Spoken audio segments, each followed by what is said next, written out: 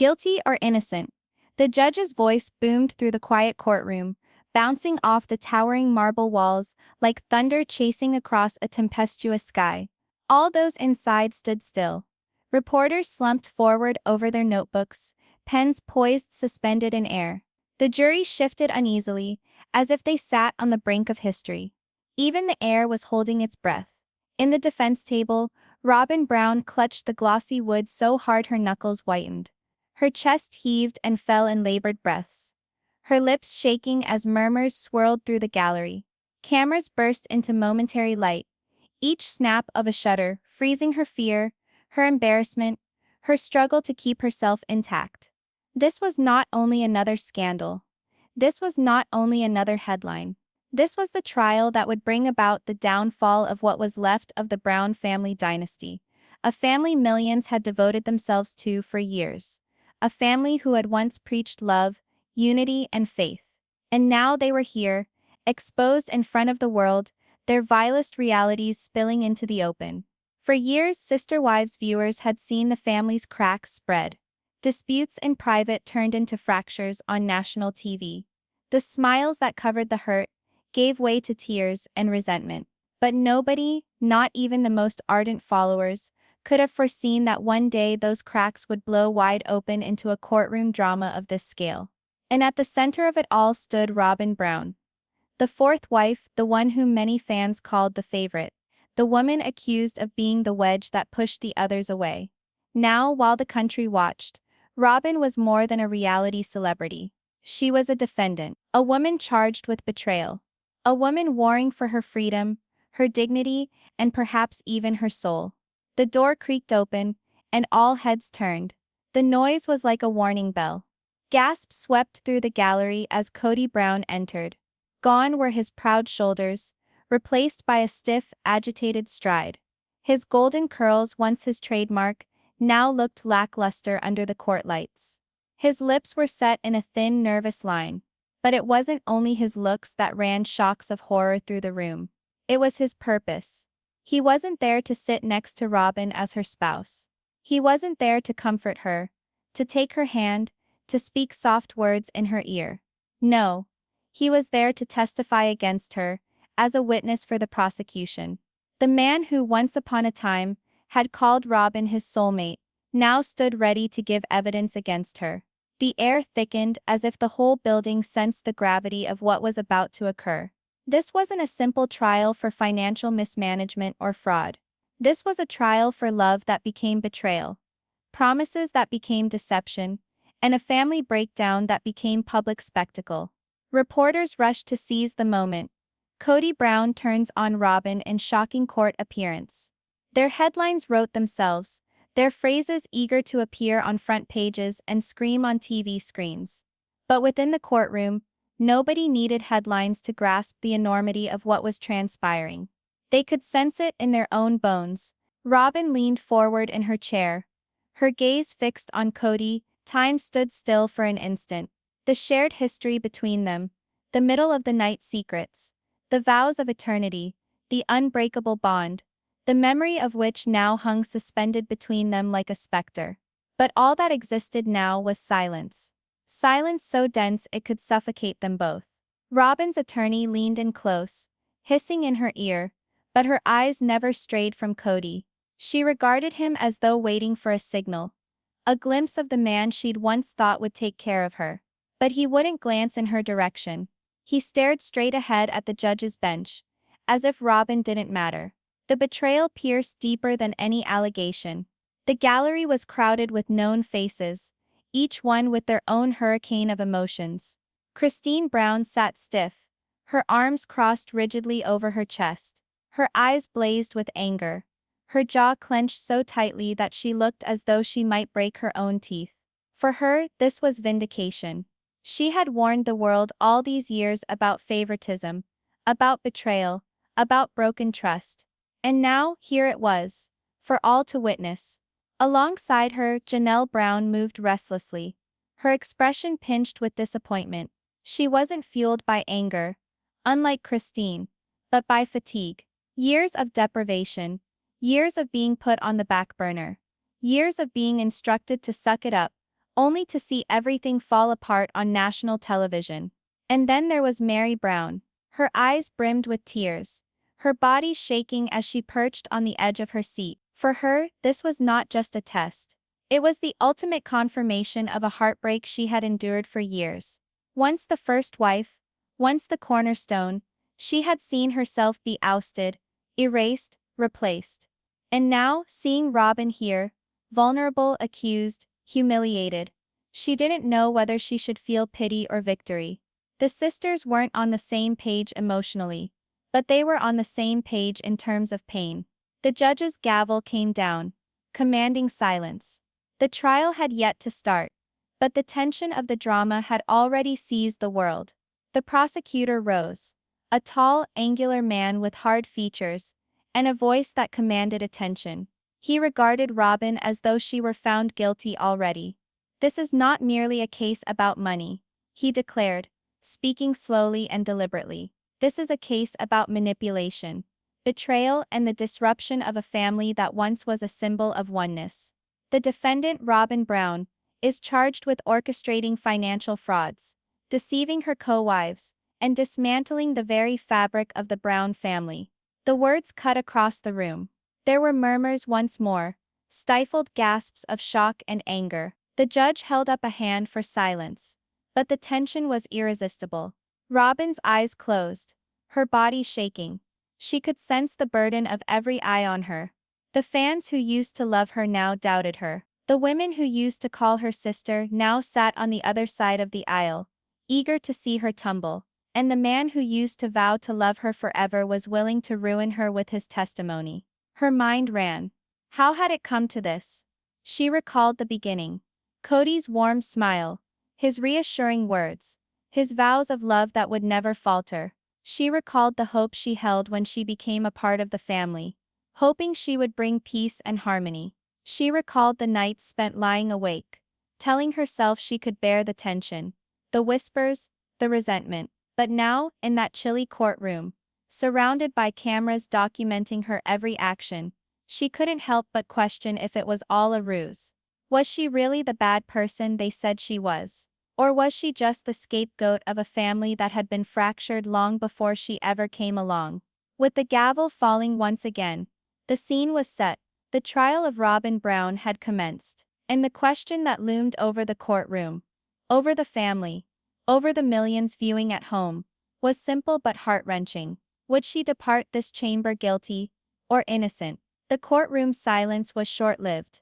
The prosecutor stood up with a confidence that sent shivers down the room. The lead counsel, a piercing-eyed woman in her mid-40s, walked like a warrior going to war. She spoke calmly but with a cutting tone, meant to cut through any defense as clean as a razor.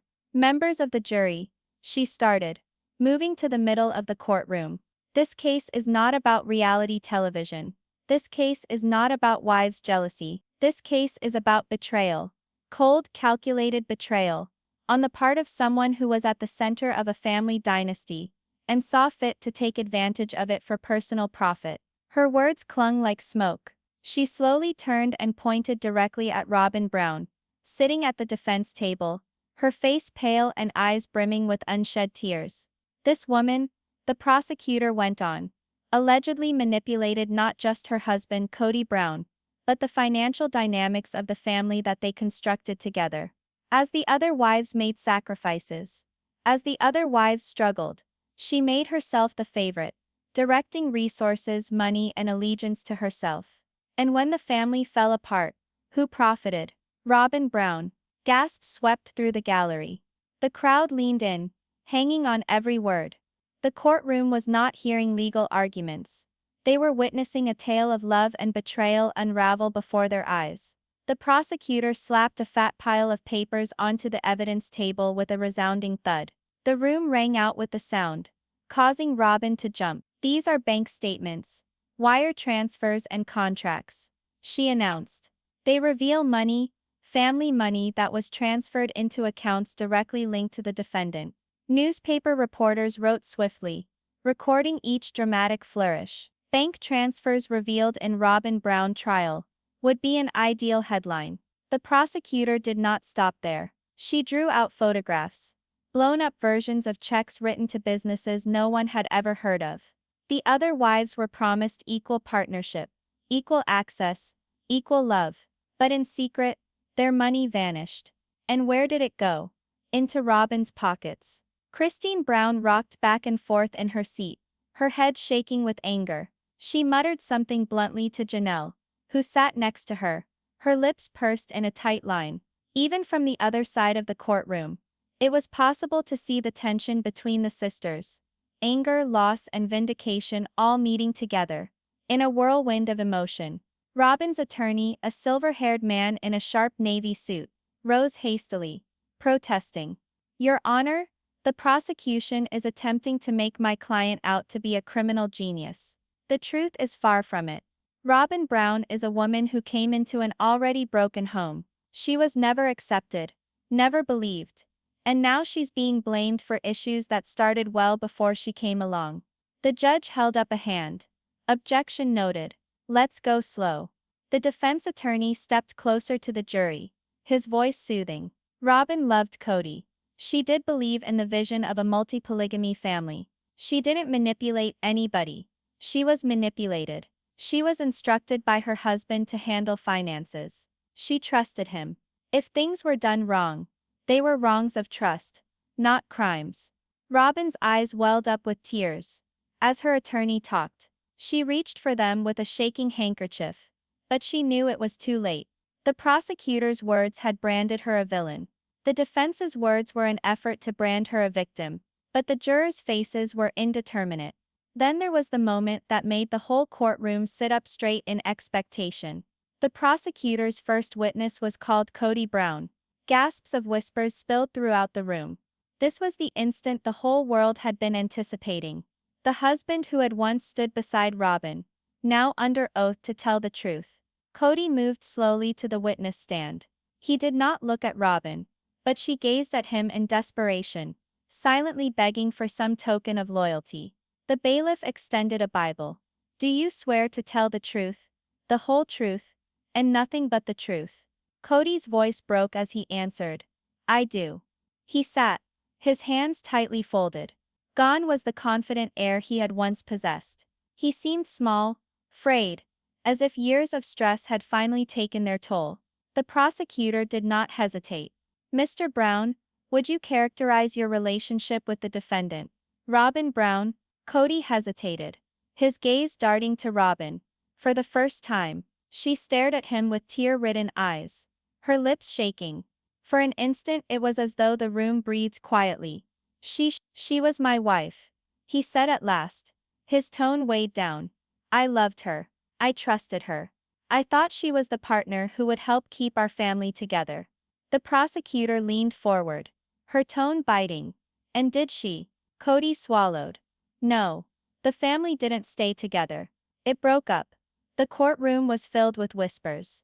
Robyn's face contorted, her hands shooting up to her mouth, as if to literally stifle a scream. The prosecutor drilled on. "Mr. Brown, did Robyn Brown have influence with you? Influence over your finances and otherwise?"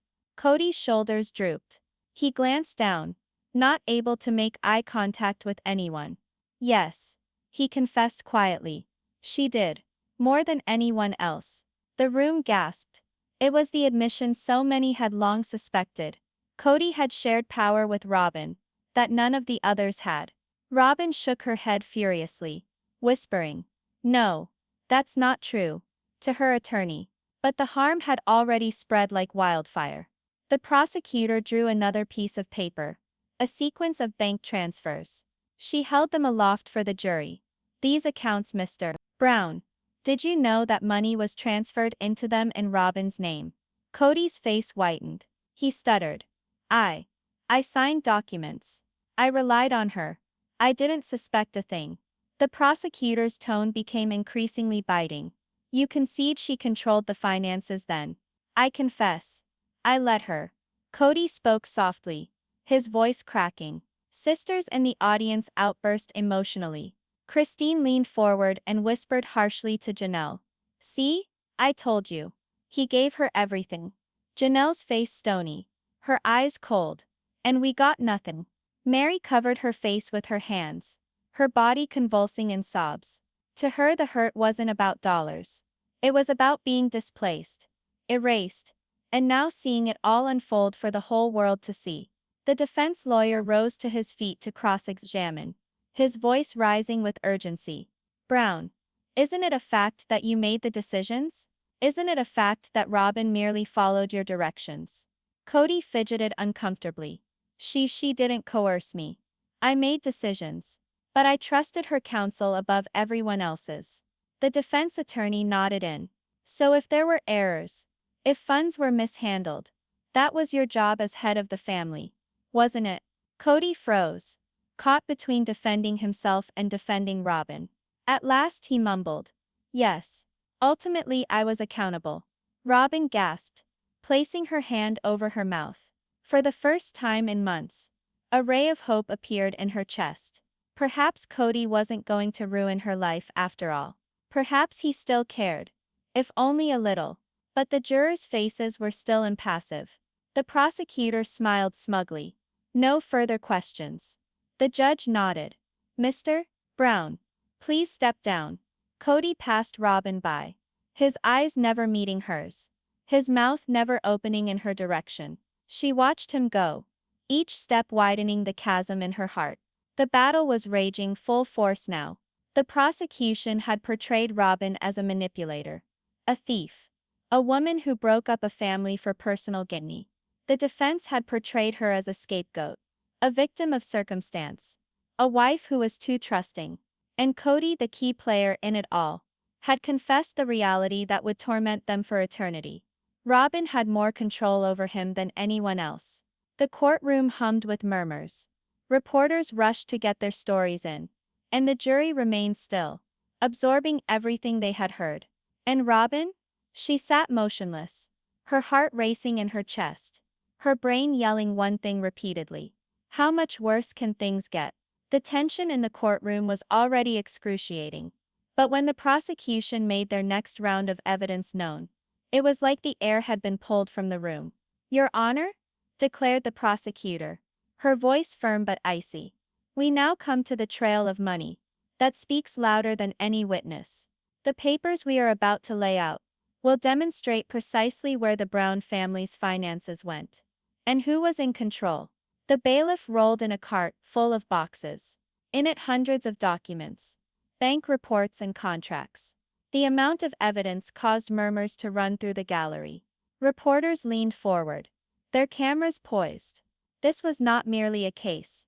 It was a spectacle. The prosecutor drew out one file and waved it high for the jury to witness. Exhibit 24: wire transfers. Thousands of dollars, month by month, transferred into an account with one name. Robyn Brown. Gasps erupted. The sisters in the gallery leaned forward, eyes wide open. Christine whispered sternly to Janelle, I told you she was stealing everything for herself." Janelle's jaw clenched, her fingers wrapping around the edge of her seat. She remained still, but her silence was more vocal than words. Meri pulled out a tissue, her heart shattered. For her, it wasn't about the money. It was about trust. Again she felt like the outsider, the wife cast aside, who lost everything. Robyn was rigid at the defense table, her chest rising and falling on ragged, uneven breaths. Her attorney leaned in close to her, his voice whisper thin. "Remain calm. Don't respond. Let me do this." But staying calm was impossible when your entire life was on full display before the world. The prosecutor went on, turning pages of the evidence. This one opened in the name of family expenses. But notice tuition at private school, high-end furniture, credit cards, vacations, all traceable back to Robyn. And the other wives meanwhile, who were scraping together whatever they could. A silence settled over the courtroom. The jurors leaned forward, their gaze tracing the highlighted pages on the screen. Each line repeated itself. Cash moving one direction, into Robyn's pockets. The defense lawyer stood up swiftly. "Objection, Your Honor. These alleged revelations overlook one important fact. My client was acting on orders from Kody Brown. She did not conceal money. She did not steal. She was merely working the accounts as told. The judge nodded. The jury will determine. Continue. The prosecutor sneered and moved closer to the jury box. Directed by Kody. Or was Kody acting on her orders? The question dangled in the air like a guillotine blade. The next witness was summoned. A one-time family accountant. A middle-aged man, wearing a gray suit. He exuded quiet confidence.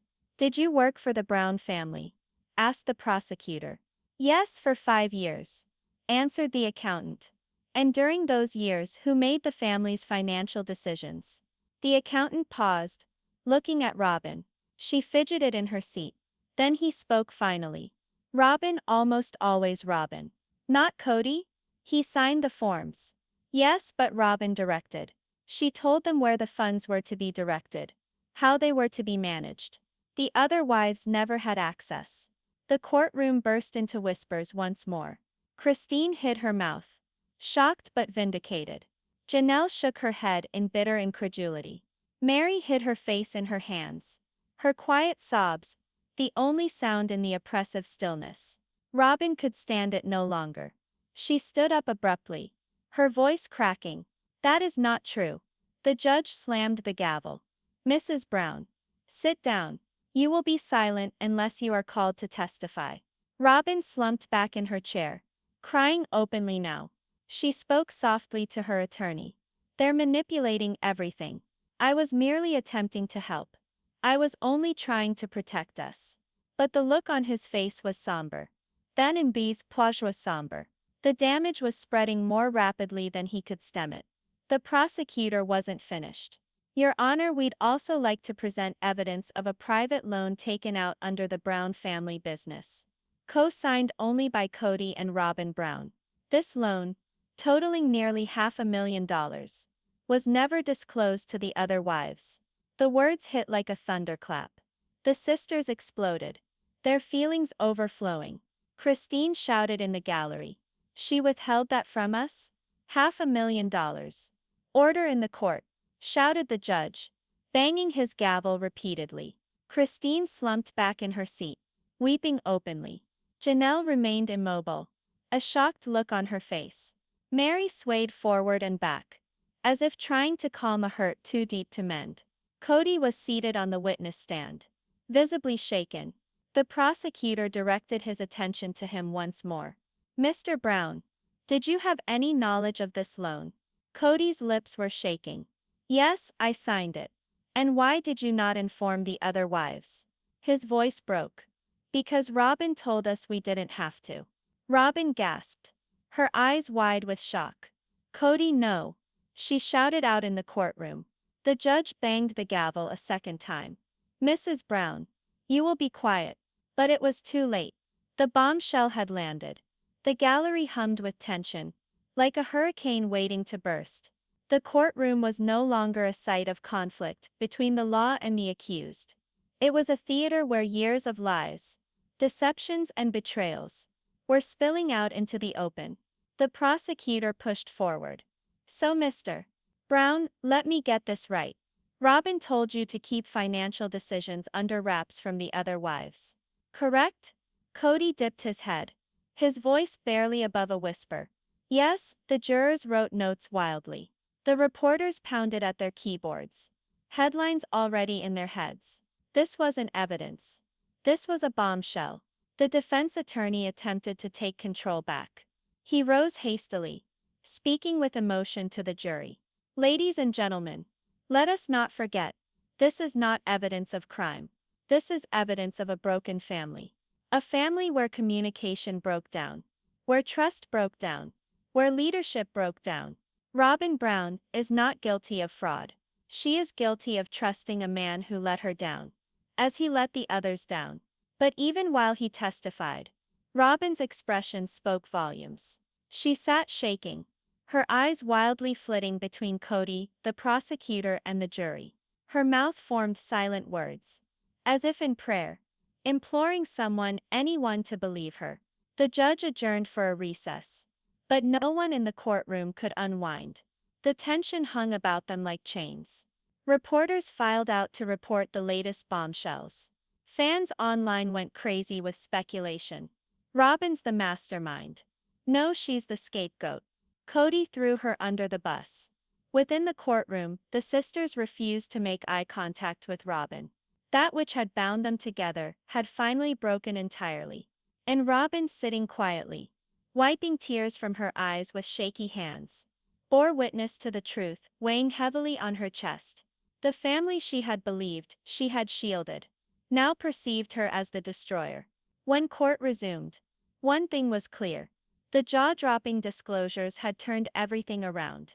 The jury no longer had Robyn in their minds as the wife who was caught in the middle. They thought of her as the mastermind behind the Brown family's ruin. And for Robyn Brown, the question was no longer whether she would make it through this trial. It was how much of herself she would lose along the way. The courtroom hummed with anxious anticipation.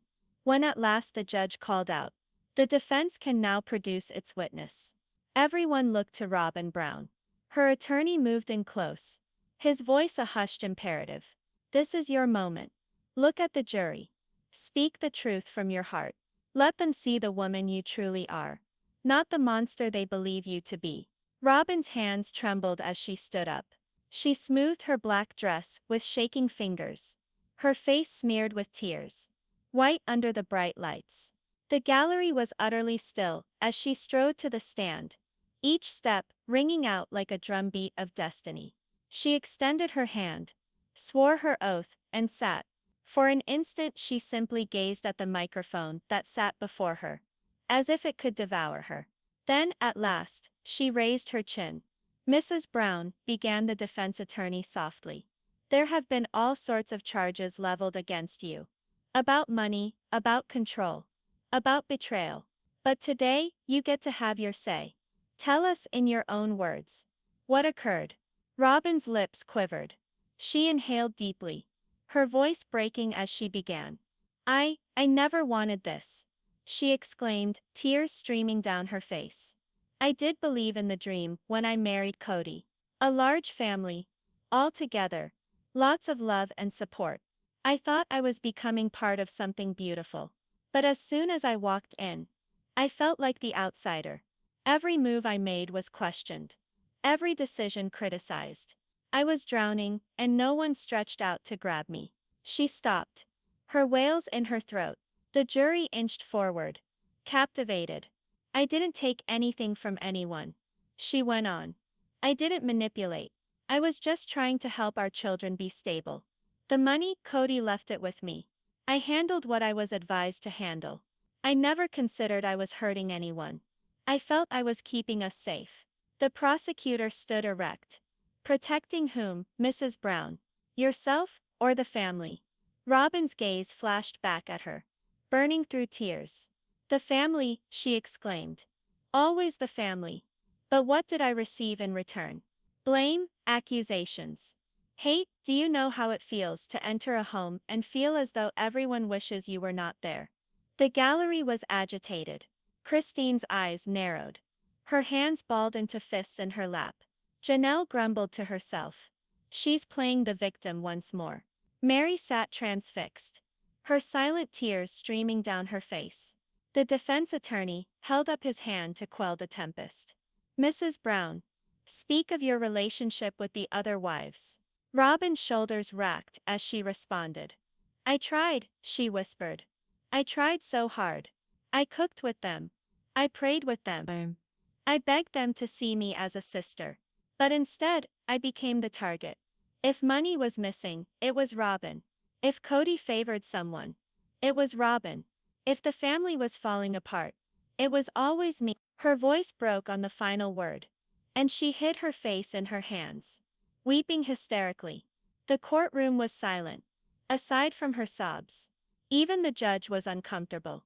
The prosecutor waited out the silence before hitting. "Mrs. Brown, if you're the victim, then say it. Why were the bank accounts in your name only? Why was the loan co-signed by you and Kody only? Why do all of these papers lead back to you?" Robyn raised her head slowly, mascara running down her cheeks. Her words came out fractured, pleading. "Because Kody told me to. He said the others couldn't do it. He said they wouldn't get it. He laid it all on me. And I believed him. The words cut through the room. Like a cannon. Christine was unable to keep quiet any longer. She leapt to her feet, her anger trembling in her voice. You weren't defending us. You were defending yourself. You sat in your big house, your expensive furniture, while the rest of us struggled by. Don't you dare stand there and pretend to be the victim. The judge slammed the gavel down angrily. Order, Mrs. Brown. Sit down. But Christine's rage was uncontainable. We gave everything to that family. Everything. And you took it and destroyed it. The bailiff moved toward her, and Christine finally slumped back in her seat, weeping, her body convulsing with years of suppressed agony. The jury sat in stunned silence. Some were sympathetic to Robyn, others to Christine. The boundaries of loyalty blurred with each word, each sob. The defense attorney moved closer to Robyn and spoke softly. Mrs. Brown, do you regret it? Do you regret how things turned out? Robyn's response was quick, direct, unedited. Every single day. Her shoulders drooped. Her voice was almost inaudible. I regret ever believing I could be a part of that family. I regret having trusted Kody with everything. I regret having believed in a dream that never even existed. But most of all, I regret that my children will be raised with this shadow looming over them. That's not what I wanted. That's not what I prayed for. Tears came freely now, spilling onto her hands. The prosecutor lashed out once more, her voice as cold as a knife. So you're saying it, Mrs. Brown, you regret your decisions. You regret taking control of the finances. You regret hiding the loan. Robyn's head shook furiously. No, you're distorting it. I regret being the fall girl. I regret being the one that everyone blames when everything goes wrong. But I never hurt anyone. Her voice cracked again, and she broke down sobbing, her body trembling as the courtroom watched in spellbound silence. The judge finally intervened, his voice heavy with authority. That's enough for today. We'll adjourn until tomorrow. The gavel struck, but the sound couldn't cut through the emotions that still lingered.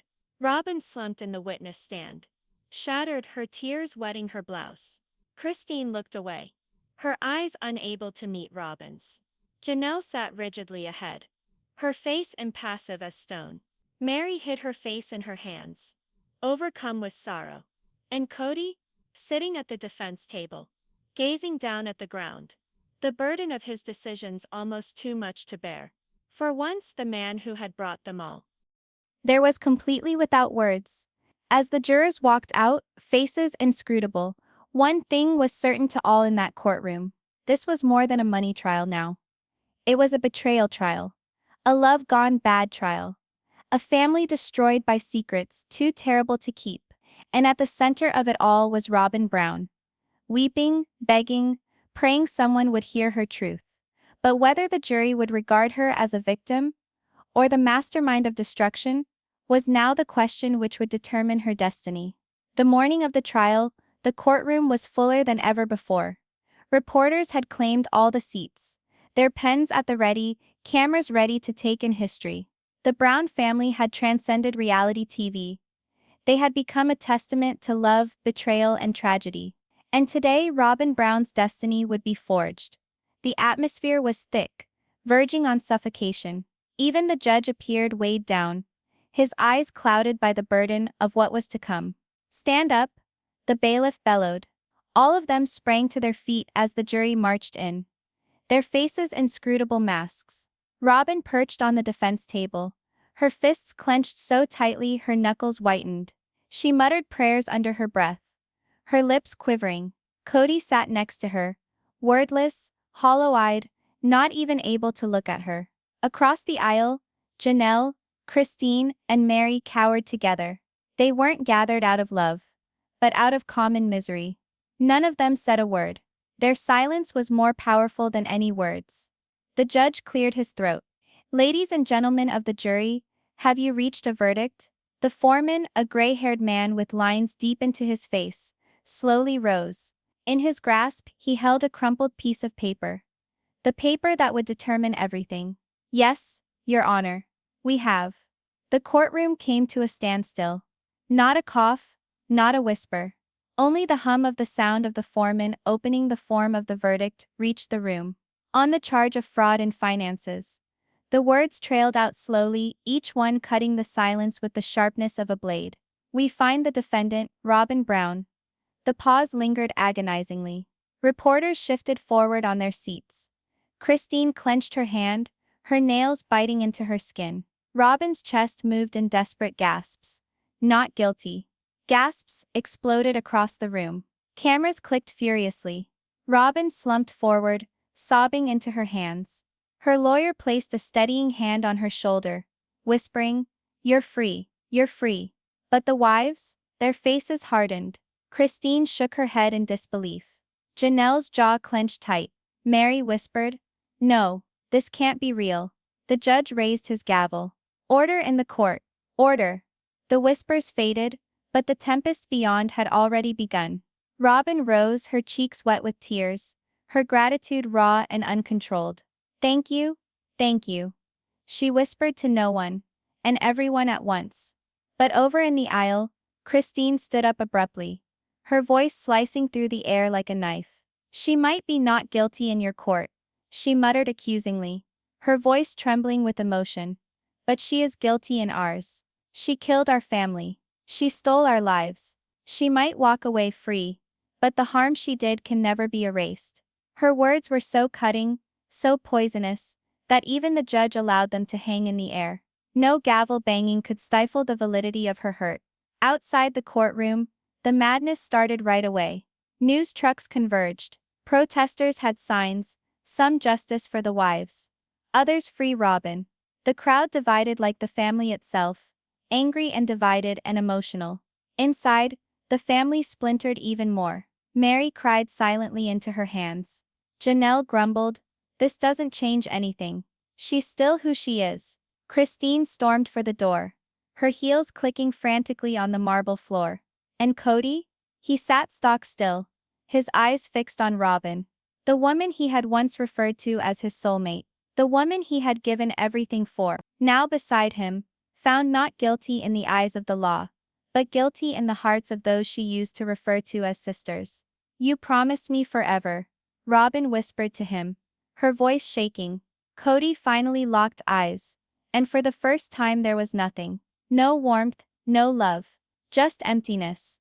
"I promised too much," he said softly, "and I lost it all." The court was adjourned by the judge, but no one stirred at first. The air was too charged, the feelings too fresh. Slowly the gallery slowly drained out, the footsteps echoing like receding thunder. As Robyn walked away from the stand, the reporters mobbed her, yelling questions. "Robyn, are you vindicated? Robyn, what do you have to say to Christine's accusations? Robyn, did you manipulate Kody into getting control of the family?" She covered her face, speaking softly. "I just want peace. Please, I just want peace." Peace would never be hers. Not now. In the courthouse hallway, the sisters stood before each other for the final time. Christine's voice was firm now, even if her eyes were still blazing. "You might have deceived them, Robyn, but you'll never deceive us. You'll live with this for the rest of your life. And so will we." Janelle nodded. "The jury acquitted you, but not your conscience. You know what you did. Deep down you do." Meri moved forward, tears streaming down her face. For once she didn't sound shattered, she sounded empowered. "I pitied you a long time. I thought perhaps you really were the victim. But today, seeing you, I understood something. You weren't the victim, Robyn. You were the weapon, and we all got hurt." The three women turned and walked away. As one, their hurting binding them together, one last time. Robyn froze, her body shaking. Her tears ran like rain, but no comforting hand reached out to grasp her. She was released, but completely alone. That evening, news networks repeated the tape on continuous loop. Robyn crying at the verdict, Christine's angry tantrum, Kody's empty silence. The world wrangled. Was Robyn really innocent, or had she merely been smart enough to get away with it? Others referred to her as a manipulator. Some referred to her as a survivor. No one, however, referred to her family anymore. In the silence of her house, Robyn sat alone holding a photo of the Browns' better times. The photo displayed laughter, children running around, wives smiling side by side. She ran her finger over the faces of Christine, Janelle and Meri. "Perhaps I was never supposed to be a part of this," she whispered. "Perhaps I was always supposed to be the one that it all broke down for." She wept in the vacant house. And somewhere in town, Christine, Janelle and Meri sat together for the first time in years, their connection slowly stitching itself back together, even as wounds lingered. The trial had ended. The verdict had been given, but the wounds, those would always linger. The Brown family's saga, once constructed on hopes of togetherness, had culminated in deception, sorrow, and a verdict acquitting Robyn legally, but indicting her for all time in the judgment of the people who once called her sister. And as the credits rolled in the court of public opinion, one reality stood: families can break, trust can shatter, but betrayal stays behind longer than any verdict.